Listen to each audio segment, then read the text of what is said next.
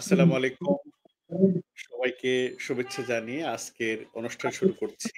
ইনসাফ বারাকা হাসপাতাল স্বাস্থ্য কথার আজকে ৪৭ তম পর্বে আমার সাথে যুক্ত রয়েছেন বাংলাদেশের একজন খ্যাতিমান চিকিৎসক, সহকারী অধ্যাপক ডাক্তার খালিদ মাহমুদ স্যার। জাতীয় ক্যান্সার গবেষণা ইনস্টিটিউট হাসপাতালে যিনি কর্মরত রয়েছেন সহকারী অধ্যাপক হিসেবে।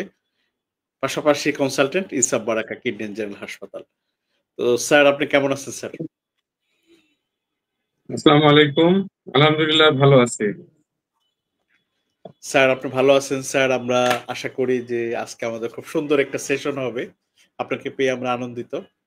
তো স্যার আপনার যেহেতু বিষয় নাক, কান, গলা নিয়ে আপনি কাজ করেন, হেড নাক সার্জন হিসেবে হেড নেক সার্জন হিসেবে কাজ করছেন। তো স্যার আপনার কাছে আমরা এই শীতের সময় চলছে। শীতে টনসিলের ব্যথা, টনসিল নিয়ে মানুষের নানা কৌতূহল। অ্যা ইতিমধ্যে আপনি ইনসাফ বারাকা হাসপাতালে ব্যথামুক্ত টনসিল অপারেশন করে আলোচনায় এসেছেন। এটা আমাদের নতুন সংযোজন। আমাদের আজকের আলোচনার বিষয় টনসিল, শীতে টনসিলের ব্যথা। স্যার এই বিষয়ে আপনি যদি আমাদের একটু বলেন যে এই টনসিল কি? এই টনসিল নিয়ে আপনার প্রাথমিক কথা শুনতে চাই স্যার। টনসিল নিয়ে কি বলতে চান? আচ্ছা, ধন্যবাদ আপনাকে একটা সুন্দর প্রশ্ন করার জন্য।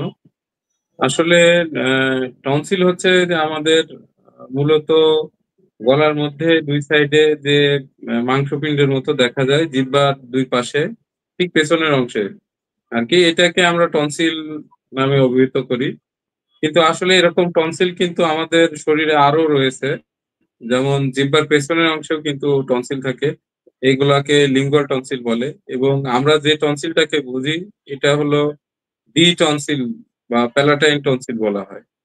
এছাড়াও কিন্তু আরো এ আমাদের যে নাক রয়েছে, নাকের পেছনের অংশে কিন্তু এক ধরনের লিম্ফয়েড টিস্যু থাকে। এটা নেসোফ্যারিঞ্জিয়াল টিস্যু বলে। এই এটাও কিন্তু আ আ এডিনয়েড বা নেসোফ্যারিঞ্জিয়াল টিস্যু এটাও এক ধরনের টনসিল। এই সবকিছু এবং পোস্টেরিয়র ফ্যারিঞ্জিয়াল ব্যান্ড নামে আরেকটা আছে যেটা হচ্ছে যে মুখের যে গহ্বর, এই গহ্বরের পেছনের অংশে থাকে। এই সবগুলোই কিন্তু মূলত টনসিল। কিন্তু আমরা যে সাধারণভাবে যে টনসিল যেটাকে বুঝি সেটা হচ্ছে যে জিহ্বার পেছনের অংশে ২ পাশে যেটা গোলাকার যে বস্তু থাকে, এটাকেই আমরা মূলত টনসিল হিসাবে ধরি। টনসিলের কাজ হচ্ছে যে এটা আমাদের শরীরের রোগ প্রতিরোধ ক্ষমতা প্রদান করে। এইটা এ এটা মূলত একটা বাড়ির যেরকম দারোয়ান থাকে, সেরকম আমাদের যে মুখের মধ্যে একটা দারোয়ানের মতো কাজ করে। ও আ কোনো ভাইরাস, ব্যাকটেরিয়া বা কোনো জীবাণু যদি আমাদের মুখের মধ্যে ঢোকে, তাহলে তাকে সে প্রতিরোধ করার চেষ্টা করে এবং তার সাথে তার একটা ফাইটিং হয় এবং প্রতিরোধমূলক ব্যবস্থা হিসাবে এই টনসিল আমাদের আ বেশ আ উপকারে আ কা কাজে লাগে। যে বিষয়টা সেটা হচ্ছে কি যে অনেক সময় দেখা যায় যে আ অ যদি কোনো কারণে এই আমাদের এই অতন্ত্র প্রহরী বা মুখের মধ্যে যে প্রহরী রয়েছে যে টনসিল, এই টনসিল যদি কোনো কারণে সে নিজেই যদি আ রোগাক্রান্ত হয়ে যায়, তাহলে সেক্ষেত্রে টনসিলে ব্যথা তৈরি হয়, প্রদাহ হয়। সেটা ব্যাকটেরিয়াল, ভাইরাস এবং অন্যান্য যেকোনো কারণে এটা হতে পারে। ব্যথা তৈরি হলে তখন আমাদের খাবার গিলতে অসুবিধা হয় এবং আমরা কোনো কিছু খেতে পারি না। সে সময় কানে ব্যথা হতে পারে, এমনকি তীব্র জ্বরও আসতে পারে। এবং এখানে যদি আমাদের মুখের মধ্যে আ কিছু নির্দিষ্ট পরিমাণে কিছু ব্যাকটেরিয়া সবসময় থেকে যায়। কিন্তু যদি এই ব্যাকটেরিয়ার পরিমাণও যদি হঠাৎ করে বেড়ে যায়, সেক্ষেত্রে কিন্তু আমাদের এই টনসিলে ব্যথা বা প্রদাহ তৈরি হয়। এর সাথে শুধুমাত্র ডি টনসিল বা প্যালাটাইন টনসিল এটা ছাড়াও কিন্তু আমাদের যে লিঙ্গুয়াল টনসিল বা নেসোফ্যারিঞ্জিয়াল টনসিল যেটা অ্যাডিনয়েড বা পোস্টেরিয়র ফ্যারিঞ্জিয়াল ব্যান্ড এই জায়গাগুলোতেও কিন্তু ইনফেকশনে আক্রান্ত হতে পারে। বাচ্চাদের ক্ষেত্রে সাধারণত তারা আ অ্যাডিনয়েড যেটা নেসোফ্যারিঞ্জিয়াল টনসিল এবং টনসিল এই ২ টাতে বেশি আক্রান্ত হয়ে থাকে। কারণ হচ্ছে যে তাদের রোগ প্রতিরোধ ক্ষমতা কম থাকে। এবং তাদের একটা ইস্যু হচ্ছে যে তারা অনেক সময় এই নাসোফ্যারিঞ্জিয়াল টনসিল বড় থাকার কারণে বা অ্যাডিনয়েড বড় থাকার কারণে তারা মুখ দিয়ে শ্বাস-প্রশ্বাস গ্রহণ করে। নাক দিয়ে শ্বাস-প্রশ্বাস নেয় না। নাক দিয়ে শ্বাস-প্রশ্বাস না নিলে যে জিনিসটা হয় সেটা হচ্ছে যে নাকের মধ্যে আমাদের অনেক লোমকূপ আছে। এই লোমকূপে কিন্তু আমাদের বাইরের ধুলাবালি, ব্যাকটেরিয়া এগুলো কিছু ইন্টারাপ্ট হয়, মানে আটকে যায় এখানে, এবং সেটা পেছন দিকে যেতে পারে না। কিন্তু যেহেতু সে নাকের পেছনের অংশটা সম্পূর্ণ বন্ধ থাকে, সে কিন্তু মুখ দিয়ে শ্বাস নিতে হয়। মুখ দিয়ে শ্বাস নিলে কিন্তু তার এই টনসিলে সরাসরি কিন্তু জীবাণু যে ওখানে বাসা বাঁধে, এবং অনেক সময় আছে যে জীবাণুর পরিমাণ যদি বেশি হয়ে যায় তাহলে টনসিল নিজে আর কি সে রোগ প্রতিরোধ ক্ষমতা যেটা সে দিবে সেটার তুলনায় যদি শূন্য, আর আমাদের যে প্রতিরোধ ক্ষমতা এটা যদি বেশি হয়ে যায়, মানে বাড়িতে দারোয়ান আছে একজন, লোক এসেছে 10 জন, কিন্তু ওই যে একজন হয়তো 10 জনকে ঠেকাতে পারে না, সে সময় কিন্তু সে দারোয়ানই আক্রান্ত হয়ে যায়। এরকম আমাদের টনসিল সেই সময় আক্রান্ত হয়, আক্রান্ত হলে কিন্তু তখন গলা ব্যথা হয়, খাবার খেতে অসুবিধা হয়, জ্বর আসে, এবং আরো অনেক সমস্যায় সে আক্রান্ত হতে পারে। জি স্যার।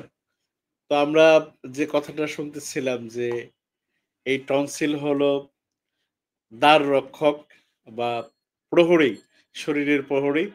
অর্থাৎ মুখের ভিতরে কোনো কিছু প্রবেশ করলে শরীরে প্রবেশ করার আগে সেফগার্ড হিসাবে কাজ করে টনসিল। যেমনটা আপনি বলছিলেন। কিন্তু স্যার কি এমন ঘটনা ঘটে সেটাও আপনি আপনার মতো করে বলছিলেন। যে কারণে রক্ষকই ভক্ষক হয়ে যায়। সেটাকে তখন অপারেশন করে কেটে ফেলে দিতে হয়। এই রক্ষককে ভক্ষকে পরিণত হলে স্যার মানুষের মানে কি কষ্টের সম্মুখীন হয়? মানুষের এই কষ্টগুলো মানে লক্ষণগুলো যদি স্যার বলেন। কি আপনি বলছিলেন যে আমাদের শরীরে শুধু এই গলার টনসিল না আরো কয়েকটা জায়গায় এই টনসিলটা রয়েছে। তো কি সমস্যা হলে এটাকে আমরা বলব যে এটা আমাদের জন্য ক্ষতিকর? তখন এই রক্ষককে আর ওখানে রাখা যাবে না। তখন তাকে চাকরিচ্যুত করতে হবে। তখন সেই জায়গা থেকে সরিয়ে দিতে হবে। সেই লক্ষণগুলো যদি স্যার বলেন যে এগুলোই হলো টনসিলের লক্ষণ। শুধু গলা ব্যথা হলেই কি স্যার টনসিল? মানে স্যার এই বিষয়গুলো একটু বুঝিয়ে দিবেন স্যার। শুধু গলা ব্যথা হলেই যে টনসিল, বিষয়টা এমন নয়। টনসিলের সাথে আমি আগেই বলেছি যে আমাদের জিহ্বার পেছনের অংশেও কিন্তু এক ধরনের টনসিল থাকে, লিঙ্গুয়াল টনসিল। তারপরে খাদ্য নালীর ওপরের অংশ বা মুখ গহ্বরের পেছনের অংশ যেটা ফ্যারেঞ্জিয়াল এরিয়া বলে, সেই ফ্যারিংসেও কিন্তু পোস্টেরিয়র ফ্যারেঞ্জিয়াল ব্যান্ড আছে, এবং নাকের পেছনে যে টনসিল অ্যাডিনয়েড সেই জায়গাগুলো রয়েছে। এখন যে অসুবিধা হয়, টনসিল যেটা দি টনসিল, এখানে যখন ইনফেকশন হয় বারবার, এখানে ইনফেকশন হওয়ার কারণে আমরা যেমন দেখবেন কি যে যারা কিন্তু জিমে যায়, জিমে প্রথম দিকে যখন জিমে যায়, জিমে কিন্তু তার শরীর রোগা পাতলা থাকে, কিন্তু বারবার যখন সে ব্যায়াম করে এবং ব্যায়াম করতে করতে একসময় তার মাসেল অনেক মানে সুঠাম দেহের অধিকারী হয়ে যায়। সেরকম প্রথম দিকে টনসিল প্রথম যখন ইনফেকশন হয় তখন কিন্তু এটা ছোট থাকে, কিন্তু বারবার ইনফেকশন হওয়ার কারণে এটা কিন্তু আস্তে আস্তে সাইজে বড় হতে শুরু করে, এবং বড় হতে হতে এমন একটা অবস্থায় এটা আকার ধারণ করে যে এমনও দেখা গিয়েছে যে দুইটা টনসিল একে অপরের সাথে লেগে যায়, এবং মুখ দিয়ে যে সে খাবার খাবে এটিও অনেক সময় খাবার খেতে পারে না, এবং তখন আমরা বলি যে এটা আহ, তার এয়ার স্পেস কমে গিয়েছে। সে সময় দেখা যায় যে এই বারবার সে জ্বরে আক্রান্ত হচ্ছে, খাবার খেতে পারছে না, স্কুলে যেতে পারে না, কানে ব্যথা হয়, এবং হাঁ করে শ্বাস নেয়, এরকম নানাবিধ সমস্যায় সে আক্রান্ত হয়, এবং তার শরীরে রোগ প্রতিরোধ ক্ষমতাও যেহেতু কমে যায়, যেহেতু টনসিল নিজেই রোগাক্রান্ত, সেহেতু তার বারবার ঠান্ডা লাগে, সর্দি লাগে, জ্বর আসে, এবং সে খাবার যেহেতু ভালোভাবে খেতে পারে না, সেক্ষেত্রে সেই বাচ্চারাও অসুস্থ হয়ে যায়। এটা শুধুমাত্র ছোটদের ক্ষেত্রে না, বড়দের ক্ষেত্রেও এটা হতে পারে।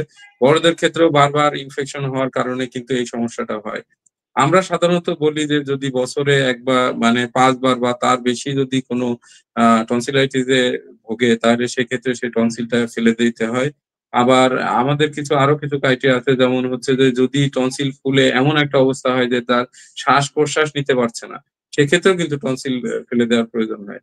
যদি কোনো কারণে যদি একদিকের টনসিল অনেক বড় হয়ে যায় এবং সেখানে কোনো ক্ষত বা ঘায়ের সৃষ্টি হয়, যেখান থেকে আমরা মনে করতে পারি এখান থেকে ক্যান্সার বা কোনো অন্য রোগ হতে পারে, সেক্ষেত্রেও কিন্তু আমরা টনসিল অপারেশন করে ফেলে দিতে পারি। এছাড়াও অন্যান্য অপারেশনের পার্ট হিসেবেও কিন্তু টনসিলটাকে ফেলে দেওয়া হয়। যেমন অনেকের অবস্ট্রাকটিভ স্লিপ অ্যাপনিয়া বলে একটা রোগ রয়েছে, যেমন হচ্ছে যে ঘুমের মধ্যে কিন্তু তার শ্বাস বন্ধ হয়ে যায়, শ্বাস নিতে পারে না, ঘুম থেকে হঠাৎ করে উঠে বসে পড়ে, এসব রুগী। এবং তার মুখের মধ্যে যেহেতু জায়গা কম থাকে এবং আমরা যখন শ্বাস নিই তখন কিন্তু সুন্দরভাবে বাতাস চলে যেতে পারে, কিন্তু শ্বাস যখন ছাড়ি তখন কিন্তু এটা বিভিন্ন টনসিল এবং সফট প্যালেট বা আমাদের যেই আলাজিহ্বা বা এর আশেপাশের জায়গাগুলোতে বাড়ি খায় এবং একটা মানে নাক ডাকার মতো শব্দ তৈরি হয়। এবং এইসব রোগীর ক্ষেত্রেও কিন্তু আমাদের টনসিলটা ফেলে দিতে হয় এবং টনসিল ফেলে দিয়ে এই জায়গাগুলো কেটে ছোট করে দিতে হয় যাতে শ্বাস প্রশ্বাস আসা এবং মানে যাওয়া দুইটা পথই যেন ভালো থাকে, সে ব্যবস্থাও করতে হয়। সেই ক্ষেত্রে কিন্তু আমাদের এই টনসিল ফেলে দিতে হয়।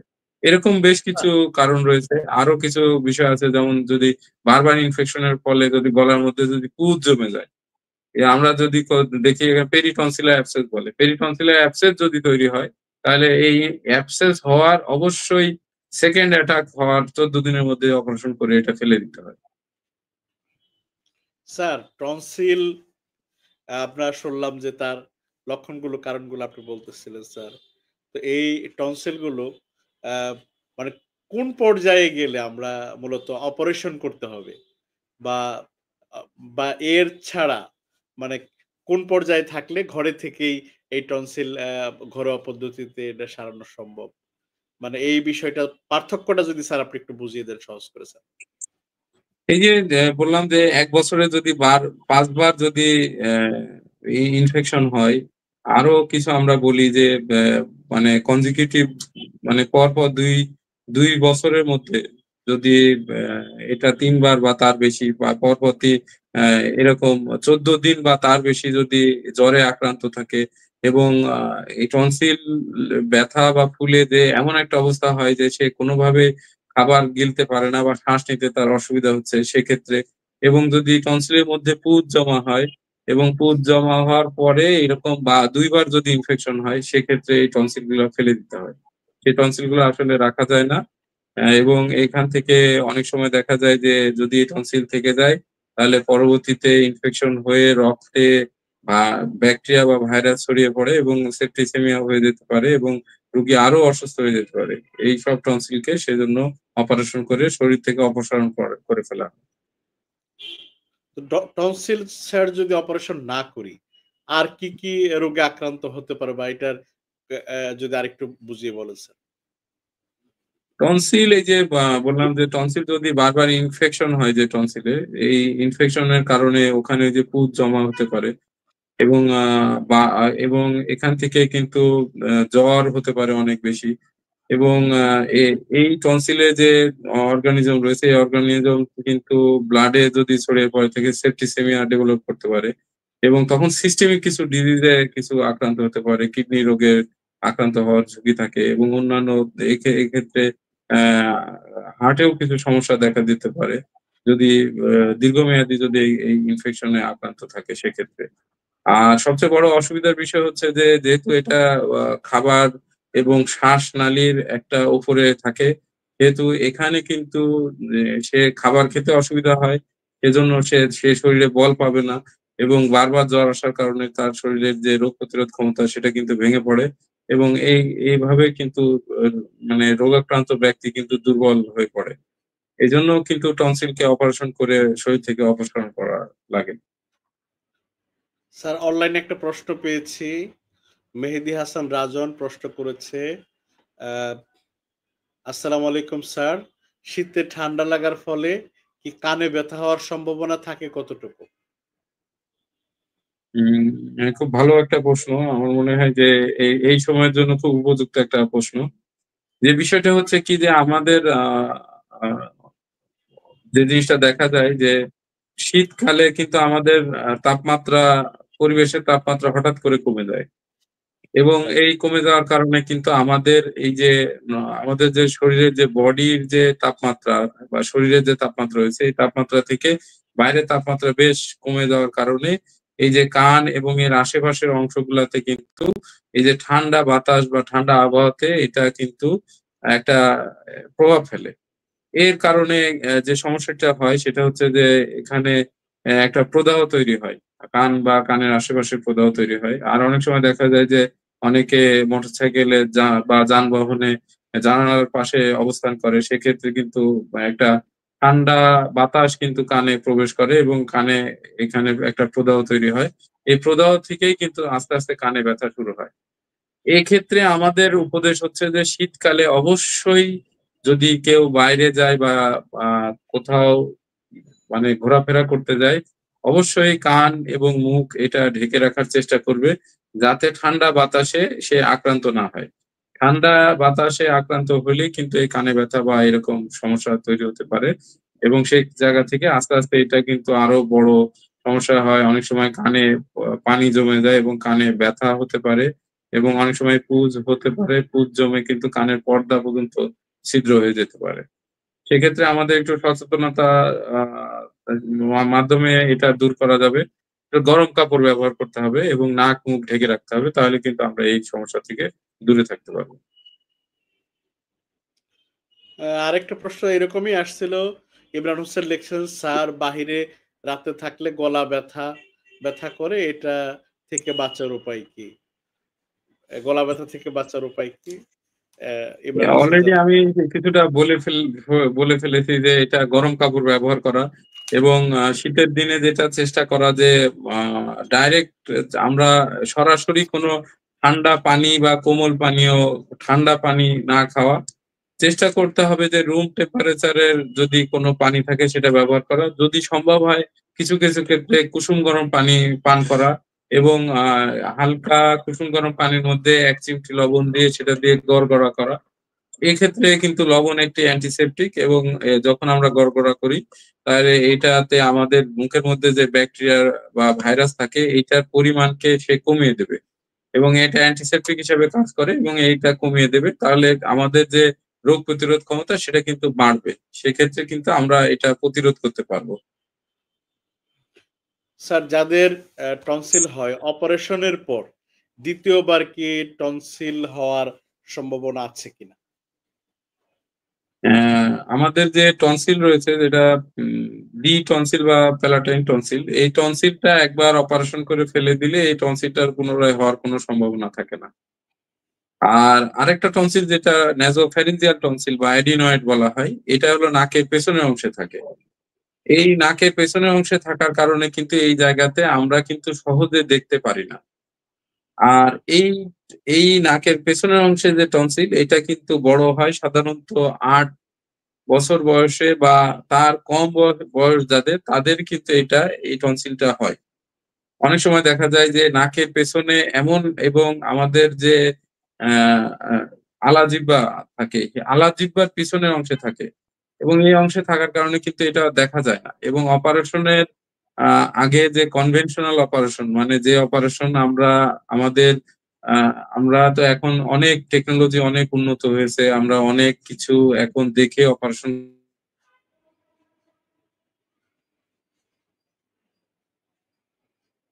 জি, জি স্যার, আমাকে শুনতে পাচ্ছেন?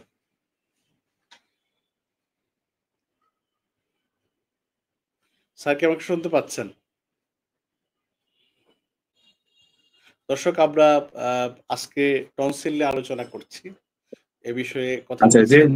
যেটা বলছিলাম সেটা হচ্ছে যে কনভেনশনাল যে পদ্ধতি আছে এই পদ্ধতিতে নাকের পেছনের ওই অংশ থেকে যে আহ, আহ, কেটে আনা হতো, কিছু কিছু টিস্যু কিন্তু ওখানে রয়ে যেত, যেহেতু ওই জায়গাটা দেখা যায় না, এবং অনেক আমাদের যে আলা জিহ্বার পেছনের অংশে থাকে কিছু টিস্যু থেকে যাওয়ার কারণে কিন্তু ওই জায়গা থেকে আবার কিন্তু, যেহেতু তার বয়স ৬ বছর বা ৫ বছরে যদি অপারেশন করা হয় তাহলে ১২ বছর পর্যন্ত কিন্তু এটা বাড়তে পারে। সেক্ষেত্রে দ্বিতীয়বারও কিন্তু এটা বেড়ে যেতে পারে।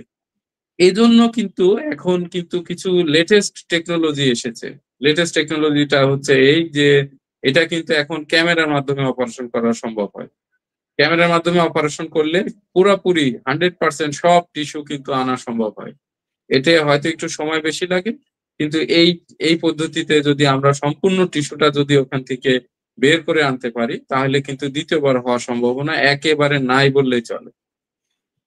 সেজন্য এই ন্যাসোফ্যারিঞ্জিয়াল টনসিল এই দ্বিতীয়বার বা অ্যাডিনয়েড অনেক অনেক সময় হয় যে অপারেশন করার পরও কিন্তু আবার বেড়ে আবার আগের অবস্থায় ফিরে আসতে পারে।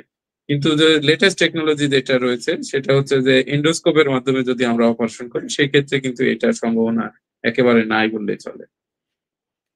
স্যার, আপনি সম্প্রতি টনসিল অপারেশন করেছেন। সেখানে আমরা দেখেছি যে ব্যথামুক্ত টনসিল অপারেশন করা হয়।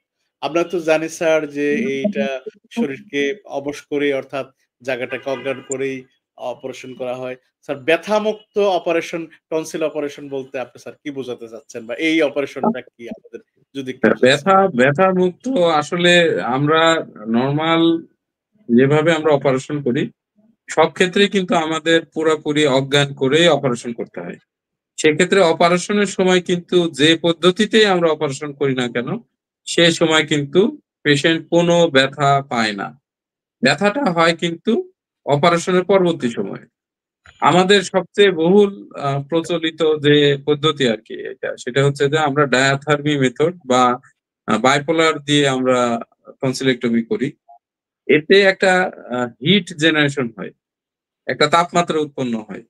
এই তাপমাত্রা কিন্তু আমাদের যে শরীরের টিস্যু আছে এই টিস্যুকে কিন্তু উত্তপ্ত করে এবং এটা আমাদের যে শরীরের নার্ভ রয়েছে এই নার্ভের যে প্রান্তগুলো আছে এই প্রান্তগুলাকে কিন্তু একটা স্টিমুলাস দেয় এবং এটা কিন্তু তার একটা উদ্দীপনা তৈরি করে। এই উদ্দীপনা তৈরি করলে এখানে কিন্তু ব্যথার পরিমাণ বাড়ে এবং সাধারণত অপারেশনের পরে দেখা যায় যে প্রথম ৫ থেকে ৭ দিন পর্যন্ত তীব্র ব্যথায় আক্রান্ত হয় রোগী।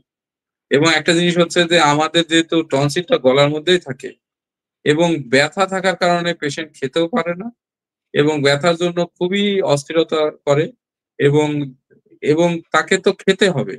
যে খাওয়ার পত্র এইটাই এবং ওই দিক দিয়ে তাকে খেতে হয় এবং গলা ব্যথার জন্য বেশ সে কষ্ট পায়। সেক্ষেত্রে নতুন যে পদ্ধতি এসছে যেটা হচ্ছে আমাদের যে কোবলেশন মেথড। এই কোবলেশন মেথডে এটা একটা নরমাল স্যালাইন এবং একটা প্লাজমা আয়ন। এটার মাধ্যমে টিস্যু প্লেনে যদি আমরা এটা ডিসেক্ট করি, ডিসেক্ট করলে কিন্তু এটা শরীর থেকে এই যে আয়োনাইজিং যে প্রক্রিয়া রয়েছে, এই প্রক্রিয়ার মাধ্যমে টিস্যুটাকে কিন্তু আমরা সেপারেট করে নিয়ে আসতে পারি। এক্ষেত্রে কিন্তু যে ব্যথা আমাদের হিট তৈরিতে যেটা ব্যথাটা তৈরি হয়, আর এই পদ্ধতিতে সেই ব্যথার পরিমাণ একেবারে নাই বললেই চলে। কিন্তু আসলে নাই মানে একেবারে 0 এটা আসলে কখনোই সম্ভব না। সেক্ষেত্রে হচ্ছে যে ওই ব্যথার তুলনায় এটা আসলে অনেকই নগণ্য। এইজন্য আমরা একে বলি যে ব্যথা মুক্ত টনসিলেক্টমি। এবং বললাম যে ৭ দিন ১০ দিন পর্যন্ত ওই আগেরটাতে খেতে পারত না। এক্ষেত্রে একটু আর্লি খেতে পারে, খাওয়া-দাওয়াটা একটু ভালো হয় এবং ব্যথার যে স্কোর আমরা বলি সেই মাত্রাটা এতে অনেক কম থাকে। এইজন্য এটা মূলত ব্যথামুক্ত টনসিলেক্টমি। স্যার, টনসিল অপারেশনের কতদিন পরে বা কত ঘন্টা পরে একজন মানুষ স্বাভাবিক খাবার গ্রহণ করতে পারবে? আমরা সাধারণত ৩.৫ ঘন্টা পরেই আমরা স্বাভাবিক খাবার খাওয়ানোর কথা বলি। সাধারণত এই অপারেশনের পরে যেহেতু এখানে টনসিলের পিছনে অনেকগুলা রক্তনালী থাকে। এইজন্য আমরা সাধারণত ঠান্ডা একটা খাবার তাকে দেওয়ার জন্য আরকি আমরা উপদেশ দিই। সেক্ষেত্রে একটা আইসক্রিম দেওয়া হয়। বাচ্চারা খুবই পছন্দ করে যে ১ম খাবার হিসেবে সে আইসক্রিম খাবে। এটা আইসক্রিমের একটা উপকারী দিক হচ্ছে যে কোন ছোট, ছোট রক্তনালী যে রয়েছে আমাদের এই রক্তনালীগুলো কিন্তু এই যে কোল্ড এক্সপোজার মানে এই যে ঠান্ডার মাধ্যমে কিন্তু এই রক্তনালীগুলাকে আবার বন্ধ হয়ে যায়। মানে রক্তপাতের সম্ভাবনাটাকেও কিন্তু এই আইসক্রিম কিন্তু তাকে বন্ধ করে দেয়। আর বাচ্চারা খুশি হয় কারণ হচ্ছে এমনিও আইসক্রিম খেতে পছন্দ করে। অপারেশনের পরবর্তী সময়ে তাকে আইসক্রিম দেওয়া হয়। কিন্তু দুর্ভাগ্যের বিষয় হচ্ছে যে আইসক্রিম খেতে খেলে কিন্তু তার গলা ব্যথা হয়। যেহেতু অপারেশনের পরবর্তী সময়ে তাও কষ্ট করে তাকে খেতে হয় এবং খাওয়ার পরে আমরা সাধারণত গড়গড়া করতে দিই। স্যার, আমরা এই যেমনটা শুরুতে বলছিলেন যে টনসিল হলো বাড়ির গেটকিপার, দারোয়ান। তাহলে এই টনসিল যদি অপারেশন করে আমি যদি সেটা যদি সেখান থেকে যদি সরিয়ে ফেলি, তাহলে শরীরের কোনো ক্ষতি হয় কিনা, বড় ধরনের কোনো ক্ষতি হয় কিনা? বা এটা কিভাবে এই দারোয়ানের কাজটা পরবর্তীতে কিভাবে এটা রিকভারি হয়? স্যার যদি একটু বুঝিয়ে বলেন স্যার। আচ্ছা, এটা তো আমি আগেই বলেছি যে শুধুমাত্র এই টনসিলটাই আমাদের একমাত্র টনসিল নয়। আরো টনসিল রয়েছে। এবং শুধু এইটা যে আমাদের এটা তো খাদ্যনালীর একদম সামনের অংশে আছে। এছাড়াও আমাদের পেটের মধ্যে অনেক এরকম টনসিল বা লিম্ফয়েড টিস্যু রয়েছে। একজনকে যদি আমরা সরিয়েও দিই, অন্যান্য জন এই কাজটা চালিয়ে নিতে পারে।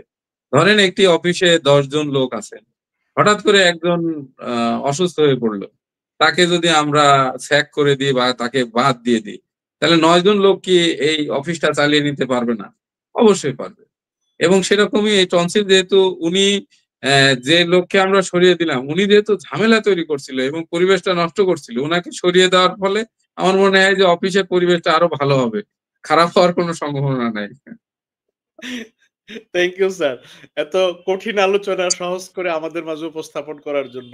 স্যার আ আমরা এই কিভাবে টনসিলকে স্যার আমরা সুস্থ রাখতে পারি? প্রিভেনশন ইস বেটার দ্যান কিউর। মানে কোন ধরনের স মানে অত্যাচার গলার মধ্যে যদি আমরা না করি, কোন ধরনের খাবার-দাবার বা কি কাজ না করলে আমরা আমাদের এই টনসিলের আমরা এটা যন্ত্রণা থেকে রক্ষা পেতে পারি? আপনি যদি একটু বলেন স্যার। আচ্ছা, প্রথমত হচ্ছে শীতকালে এই সমস্যাটা বেশি হয়। কারণ হচ্ছে শীতকালে আমরা আ মুখ দিয়ে শ্বাস নেওয়ার প্রবণতা অনেক সময় বেড়ে যায়। নাকের ব্যবহার আমরা অনেক সময় করি না। যার নাক ভালো আছে সে কিন্তু বাইরের যে তাপমাত্রা আছে, এই তাপমাত্রা যদি নাক দিয়ে প্রবেশ করে গলার মধ্যে যায়, তাহলে কিন্তু এটা কিন্তু অলরেডি হিউমিডিফাইড হয়ে যায়। মানে এটা গরম হয়ে ভিতরে ঢুকে। কিন্তু যদি আমি কেউ হা করে যদি শ্বাস নিই, তাহলে কিন্তু এই যে বাইরের আবহাওয়াটা কিন্তু ডাইরেক্ট বা একদম সরাসরি গিয়ে কিন্তু টনসিলে উপরে পড়ে এবং কিন্তু এটা প্রদাহ তৈরি করতে পারে। তারপরে খাবার সময় আমরা কিছু অত্যাচার করি। অত্যাচারের মধ্যে হচ্ছে যে কোল্ড ড্রিংকস খাই। সেটা একদম ফ্রিজ থেকে বের করে ডাইরেক্ট খেয়ে ফেললাম। এইটা এটাতেও কিন্তু আমাদের এই টনসিল আক্রান্ত হতে পারে। আবার যদি ধুলাবালিতে যাই সে সময় কিন্তু আমরা যদি হা করে বা নাক মুখ দিয়ে যদি ধুলাবালি প্রবেশ করে সেক্ষেত্রেও কিন্তু আমরা আক্রান্ত হই। সেক্ষেত্রে একটা মাস্ক ব্যবহার করা। পানি যখন আমরা খাবো সেটা একদম ঠান্ডা পানি হলে সেটা একটু গরম করে খাওয়া। এই যে এই পদ্ধতিগুলা মোটামুটি ঘরোয়া পদ্ধতি। আর যদি খুব বেশি অসুবিধা হয় সেক্ষেত্রে কিন্তু আমরা একটু কুসুম গরম পানি করে ওর মধ্যে ১ চিমটি লবণ দিয়ে গড়গড়া করতে পারি। সেক্ষেত্রে উপকার পাওয়া যেতে পারে। এভাবে মূলত আমরা ঘরোয়া চিকিৎসার মাধ্যমে আমাদের টনসিলকে ভালো রাখতে পারি। তো স্যার এই টনসিলের অপারেশন করার ক্ষেত্রে মানে আক্রান্ত হওয়ার দিক থেকে মানে কারা বেশি এগিয়ে? শিশুরা না বড়রা, বয়স্করা? শিশুরাই বেশি এগিয়ে। এক্ষেত্রে দেখা যায়। কারণ শিশুরা আ একজন বয়স্ক ব্যক্তিকে আপনি যে উপদেশ দিবেন, উপদেশটা সে আ হয়তো পুঙ্খানুপুঙ্খভাবে পালন না করতে পারলেও চেষ্টা করবে যে কিছুটা মানে পালন করার। কিন্তু বাচ্চাদেরকে কোনো আসলে নিয়মের বেড়াজালে তাদেরকে বন্দী করে রাখা যায় না। তারা আসলে প্রাণচঞ্চল, তারাও উদ্যমী এবং তারা সবসময় খেলাধুলা করবে এবং যেটা বলবেন ওইটা আরো বেশি করে করবে। অনেক ক্ষেত্রে এটাই দেখা যায়। এবং অনেক সময় নিয়মের মধ্যে তারা থাকতে চায় না। এবং তাদের ক্ষেত্রেই দেখা যাচ্ছে যে এই সমস্যাটা বেশি হয়। তারা হঠাৎ করে বেশি টনসিলে আক্রান্ত হওয়ার কারণও এটা বেশি। এবং তারা দেখবেন যে ফ্রিজের পানি এবং কোক, ফান্টা, আইসক্রিম এগুলা খেতে বেশি পছন্দ করে। এবং যেগুলাতে আর সাধারণত আক্রান্ত হওয়ার সম্ভাবনা থাকে সেগুলোই বরঞ্চ তাদের প্রিয়। এইজন্য তাদের আরো আক্রান্তের হার বেশি। জি। প্রশ্ন এসেছে যে ডাক্তার খালিদ মাহমুদ স্যারের সেবা পেতে আমরা কোথায় স্যারকে পেতে পারি? স্যার যদি একটু বলেন স্যার। আমাকে তো পাওয়ার জন্য সরকারিভাবে আমি জাতীয় ক্যান্সার গবেষণা ইনস্টিটিউট ও হাসপাতালে এখানে কর্মরত আছি। আর বৈজ্ঞানিক চেম্বার হচ্ছে আমাদের ইনসাফ বারাকা কিডনি ও জেনারেল হাসপাতাল। এটা ভবন ২, ২২৯ নম্বর রুমে। আমি শনি থেকে বুধবার আ নিয়মিত চেম্বার করি। এখানে যোগাযোগ করলে আমার সাথে আ দেখা হবে বা এখানে যোগাযোগ করতে পারেন। স্যার আমরা ইনসাফ বারাকা হাসপাতালকে কিডনি হাসপাতাল হিসেবে অনেকেই জানি। কিন্তু বর্তমানে আমরা সব বিভাগের চিকিৎসা সেবা এখানে সম্ভব, অপারেশনও হচ্ছে। বিশেষ করে হেড নেক সার্জারি, নাক কান গলা এই বিষয়ে যে আয়োজন রয়েছে, স্যার বাংলাদেশের অন্যান্য হাসপাতালের তুলনায় আপনারা যেভাবে ইনসাফ বারাকা বর্তমানে সেবা দিয়ে যাচ্ছে, যদি স্যার এই বিষয়ে একটু আপনি যদি স্যার একটু আজকের দর্শকদের একটু বলেন স্যার। আসলে এই ইনসাফ বারাকা হাসপাতাল যখন প্রতিষ্ঠা হয়েছে মূলত এটা আ আমাদের শ্রদ্ধেয় আ ফখরুল স্যারের অধ্যাপক ফখরুল স্যারের নেতৃত্বেই আরকি এটা তৈরি হয়েছে। তো আ সেই সময় কিন্তু কিডনি এবং কিডনি রিলেটেড যত অপারেশন এবং এই রিলেটেড বিষয়গুলা কিন্তু অ ঘিরেই কিন্তু এই হাসপাতালের প্রথম উৎপত্তি হয়। এজন্য এই হাসপাতালের নাম ইনসাফ বারাকা কিডনি ও জেনারেল হাসপাতাল। এই যে পরে যে জেনারেল শব্দটা যোগ হয়েছে এবং এই জেনারেলের মধ্যে কিন্তু এখন সব ধরনের অপারেশন কিন্তু আমাদের এই হাসপাতালে হয়। এবং আমরা হেড নেক সার্জারির লোকজন আমরা মনে করি যে এখানে আমরা কিন্তু হেড নেকের সকল প্রকার কেস কিন্তু আমরা এখানে করতে পারি এবং বড় বড় অপারেশন যেটা মানে অন্যান্য বড় ইনস্টিটিউটে যেটা হওয়া সম্ভব সেটা কিন্তু আমাদের এখানে ইনসাফ বারাকা কিডনি ও জেনারেল হাসপাতালে সম্ভব হয়। তাছাড়াও এখানে যে বিশেষ সুবিধা এখানে আইসিইউ সুবিধা রয়েছে, এই সুবিধাটা অনেক অনেক জায়গাতেও নাই এবং এখানকার দক্ষ জনশক্তি এটা একটা বড় মানে সুবিধাজনক দিক। সেটা হচ্ছে যে একদম ভর্তি থেকে শুরু করে এবং ডিসচার্জ পর্যন্ত একদম দক্ষ জনবল এখানে রয়েছে এবং এর মাধ্যমে কিন্তু একটা রুগী কিন্তু কোনো সময়ই তাকে সে মনে হবে না যে তার একটা পারিবারিক পরিবেশে আমার মনে হয় যে সে সেবা গ্রহণ করে এই হাসপাতাল থেকে বেরিয়ে যেতে পারবে। এই জন্য আমার মনে হয় যে যেহেতু হেড নেকের সকল অপারেশন এখানে সম্ভব হচ্ছে এবং হাসপাতালের পরিবেশ এবং অন্যান্য দিকও অত্যন্ত মানে মানসম্পন্ন, এই জন্য আমি মনে করি যে সব ধরনের অপারেশন এখানে সম্ভব হচ্ছে। স্যার আপনাকে অনেক ধন্যবাদ মানুষকে বুঝিয়ে দেওয়ার জন্য। হাইটেক সার্ভিস এট রিজনেবল কস্ট, মধ্যবিত্তদের মানে বলতে গেলে একটা বাতিঘর বা একটা ঠিকানা ইনসাফ বারাকা হাসপাতাল। এক কথায় এই হাইটেক সার্ভিস পাচ্ছে স্বল্প মানে যায়ের মানুষদের একটা আস্থার একটা জায়গা তৈরি হয়েছে। স্বাস্থ্য সেবায় আস্থার প্রতীক ইনসাফ বারাকা হাসপাতাল। 27 বছর আমরা পার করছি। 3 বছর যাবত আমরা অনুষ্ঠান করছি মানুষকে সচেতন করার জন্য ইনসাফ বারাকা হাসপাতাল স্বাস্থ্য কথা। 3 বছর পরে আপনি যুক্ত হলেন 47তম পর্বের অতিথি হিসেবে। স্যার দূর থেকে এতদিন দেখেছেন, আজকে আমাদের সেটে এই অনুষ্ঠানটা মানুষের সচেতনতায় মানুষের জন্য কতটা উপকার আসতে পারে স্যার আপনার মূল্যায়ন জানতে চাই স্যার। অবশ্যই আরো আগে যুক্ত হতে পারলে আসলে ভালো লাগতো। হয়তো এটা আমার ব্যস্ততার কারণে অথবা যে কোনো কারণে হোক এটা একটু দেরি হয়ে গেছে। তারপরও আমি মনে করি যে আজকের যে আলোচনা, এই আলোচনা হয়তো যারা শুনেছেন বা ভবিষ্যতে যারা শুনবেন তারা উপকৃত হবেন। আসলে মূলত আমরা প্রান্তিক জনগোষ্ঠী এবং সকলকে আমাদের হেলথ অ্যাওয়ারনেস গ্রো করতে হবে এবং মানে আমাদের সকলকে স্বাস্থ্য সচেতনতামূলক বিষয়গুলোতে আরো এগিয়ে যেতে হবে। আমি মনে করি যে এখানে বিজ্ঞানসম্মত কিছু আলোচনা হয়েছে। এই আলোচনা যদি আপনাদের কোনো আহ উপকারে আসে তাহলে আসলে আমাদের এই আয়োজন বা এই উপলক্ষটা আসলে পরিপূর্ণ হবে। আমি মনে করি যে এই অনুষ্ঠানটি দেখলে বা শুনলে আপনারা উপকৃত হবেন, এটা আমাদের অন্তরের অন্তঃস্থল থেকে আমি বিশ্বাস করি এবং ভবিষ্যতেও এই অনুষ্ঠানে যারা আসবেন বা যারা করবেন, অংশগ্রহণ করবেন তাদের কাছ থেকেও আপনারা অনেক হেলথ টিপস পাবেন এবং এতে আপনারা উপকৃতই হবেন বলে আমি মনে করি। স্যার আপনাকে অনেক অনেক ধন্যবাদ স্যার আমাদের এই আসনকে অলংকৃত করার জন্য এবং আপনি আমাদেরকে সময় দেওয়ার জন্য। আপনি অনেক ব্যস্ত। আর দেশের যারা আজকে লাইভ দেখলেন, আমাদের সহকারী অধ্যাপক doctor Khalid Mahmud sir, head neck surgeon আমাদেরকে আজকে সময় দিলেন।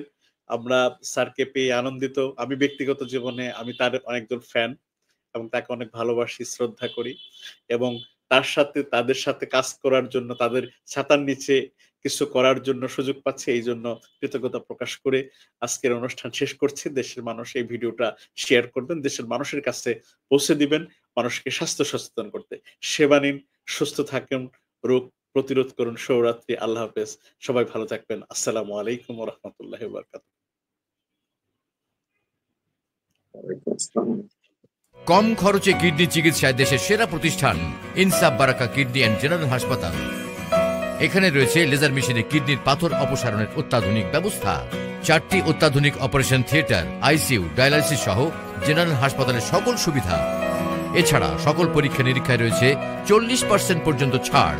ইনসাফ বারাকা কিডনি অ্যান্ড জেনারেল হাসপাতাল, মগবাজার, ঢাকা। স্বাস্থ্য সেবা। ঢাকায় চিকিৎসা নিতে এসে থাকা খাওয়া নিয়ে ভাবছেন? বারাকা ফাউন্ডেশন ব্যবস্থা করেছে কম খরচে মানসম্পন্ন নিরাপদ পরিবেশে থাকার সুবিধা। বারাকা রেসিডেন্সি, রোগী ও স্বজনদের আবাসন। ইনসাফ বারাকা হাসপাতালের পাশে 18 শহীদ তাজউদ্দিন আহমেদ সরণি, মগবাজার, ঢাকা। হটলাইন 01979098099। বারাকা ফাউন্ডেশনের একটি কল্যাণ উদ্যোগ।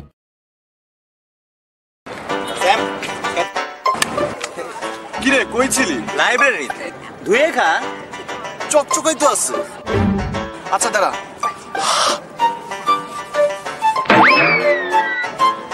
ওকে। তোর ওই প্যান্টের সাথে যে জীবাণু নেই সেটা তোকে কে বললো? দূর, খাবোই না। এই নে ধুয়ে খা। আমার এক খালার রক্ত লাগবে। তোদের কারো এ পজিটিভ রক্ত আছে? আমার বি পজিটিভ। আমার রক্তের গ্রুপ জানা নেই। গাধা নাকি? এখন পর্যন্ত রক্তের গ্রুপ পরীক্ষা করিসনি? আমি কাউকে রক্ত দিতে চাই। আচ্ছা ধর, রাস্তা ক্রস করতে গিয়ে তুই অ্যাক্সিডেন্ট করলি, শরীরের সব রক্ত বের হয়ে গেল, তখন রক্ত কার লাগবে, আমার না তোর? কিন্তু টেস্ট করতে তো অনেক টাকা লাগে। একদমই না। ইনসাফ বারাকা কিডনি অ্যান্ড জেনারেল হসপিটালে আমাদের এই স্টুডেন্ট আইডি কার্ড শো করলেই মাত্র 500 টাকায় ওরা দিচ্ছে ব্লাড গ্রুপিং, টিটিরিন, আরবিএস, এইচবিএস এজি, ইউরিন আরি, চেস্ট এক্সরে সহ আরো অনেক পরীক্ষা। ওরা স্টুডেন্ট প্যাকেজ দিচ্ছে। সত্যি? 100%। ভাইয়া আমরা করতে পারবো? অবশ্যই, কলেজ ও বিশ্ববিদ্যালয়ের সব স্টুডেন্টরাই এই সুবিধা পাবে। ইনসাফ বারাকা কিডনি অ্যান্ড জেনারেল হাসপাতাল কোথায় এটা? 11 শহীদ তাজউদ্দিন আহমেদ সরণি, মগবাজার, ঢাকা। মগবাজার রেল ক্রসিং থেকে মাত্র 100 গজ দূরে। কাছেই তো। হ্যাঁ, তাহলে চল এখনই টেস্ট করে আসি। ইনসাফ বারাকা কিডনি অ্যান্ড জেনারেল হাসপাতাল, মগবাজার, ঢাকা।